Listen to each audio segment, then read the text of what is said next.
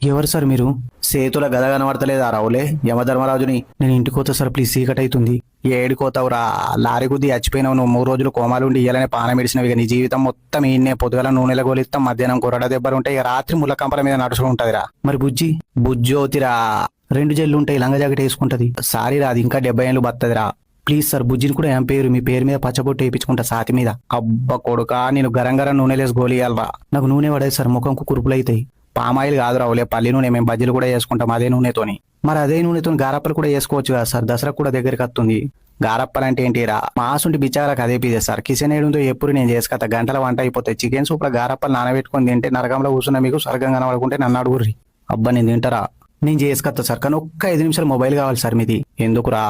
Cherub అని మా దోస్త్ సినిమా టీజర్ రిలీజ్ అయింది సార్, చూడాలి. పిల్లగాడు కష్టం తీసిండు, కష్టపడి తీసిండు. 11 ఏళ్ల నుండి కొండల గుట్టల కింద మీద పడి అద్భుతం తీసుకొస్తుండు. అందుకే యూట్యూబ్ లో కెరూబ్ టీజర్ కొట్టూరు, కలిసి చూద్దాం.